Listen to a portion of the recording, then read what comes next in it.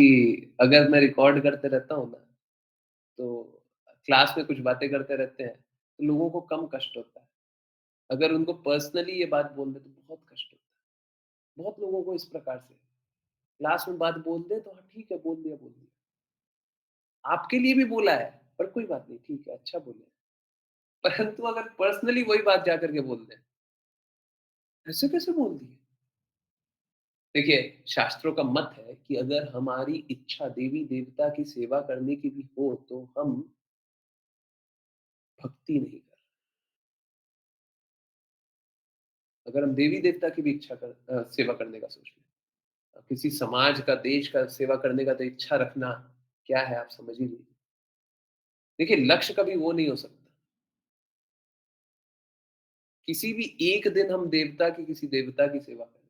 बहुत लोग हैं ना कि किसी-किसी दिन किसी देवता, किसी देवी की व्रत करते हैं। अभी भी आया हुआ था, आगे भी आते रहेगा।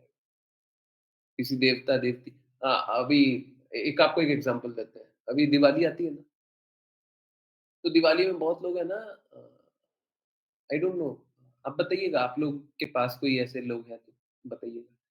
बहुत सारे ऐसे लोग होते हैं जो कि दिवाली को पूजा कुछ जानते ही नहीं है। धनतेरस की पूजा ही सब कुछ जानते हैं। हमारे लिए धनतेरस ही सब कुछ है। हमारे लिए धनतेरस ही दिवाली है। धनतेरस की पूजा होती है, धनतेरस की तो सब कुछ होता है क्योंकि धन का है ना, हैं? वही सब कुछ है। दिवाली की पूजा ही नहीं होती। कोई पूजा नहीं, बस सेलिब्रेशन है, ठीक है। जानते हैं ऐसे लोगों को? हैं? हरे कृष्ण, कभी सुना? देखा है? मैंने जब सुना था, देखा था तो मेरे को बड़ा अजीब-सा लगने लग गया। परंतु ऐसे लोग हैं, ऐसे लोग हैं, ठीक है।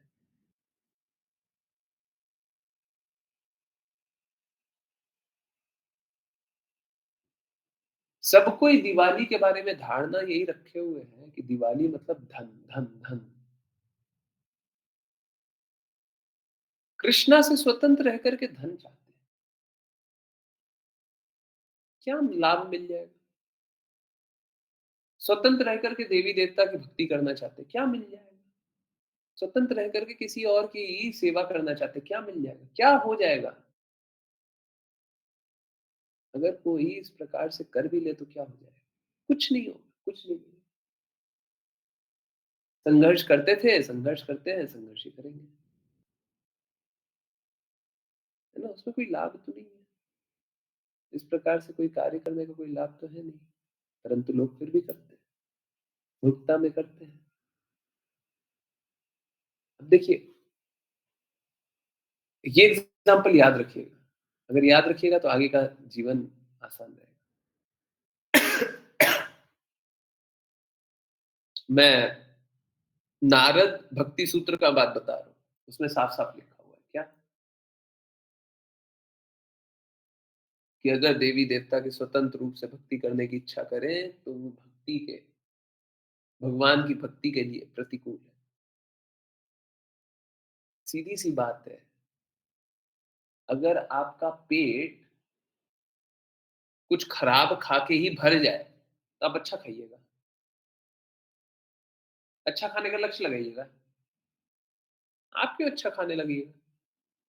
तब तो बुरा खाकर ही प्रसन्न है। तो अच्छा क्यों खाइएगा? आप नहीं खाइए, ठीक है? तो परंतु सेम टाइम पे हमको देवी-देवता का अपमान नहीं करना है। ठीक उसी प्रकार से हमें भक्तों का अपमान नहीं करना है।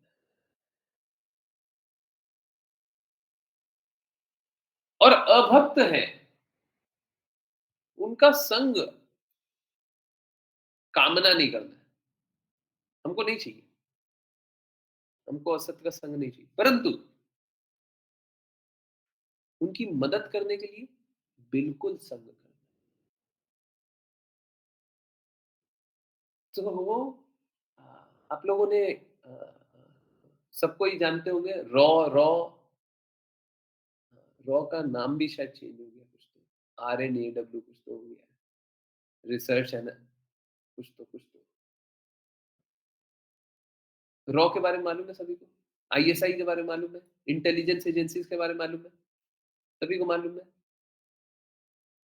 कोई ऐसे है जो नहीं मालूम है? हाँ?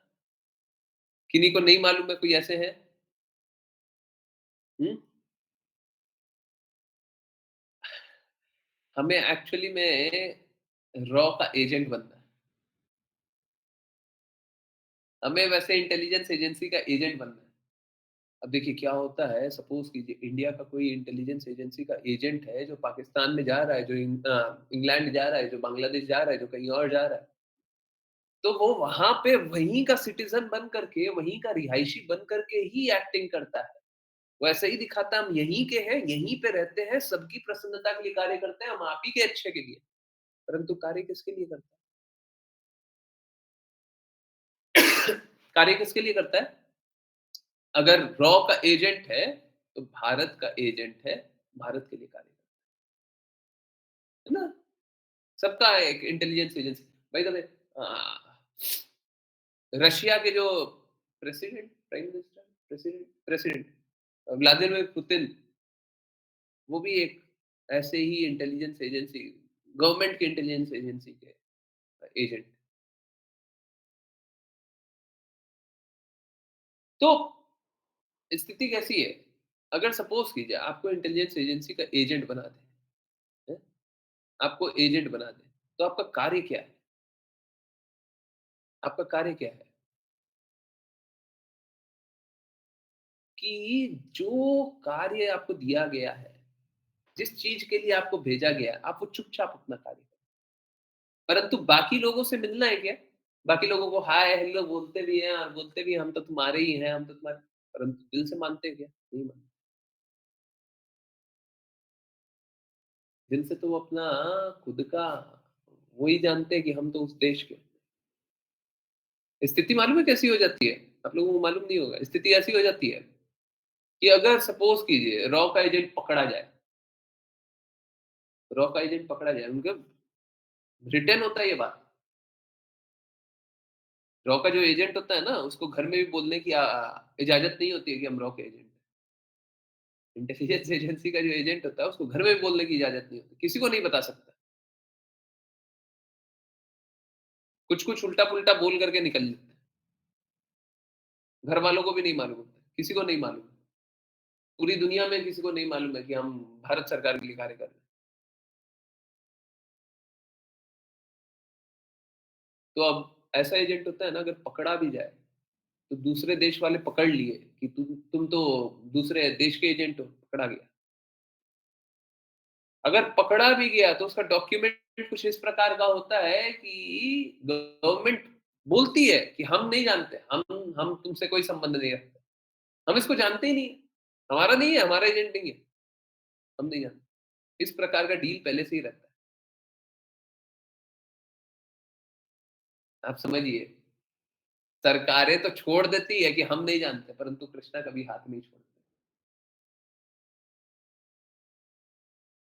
कृष्णा कभी हाथ नहीं छोड़ते, है ना?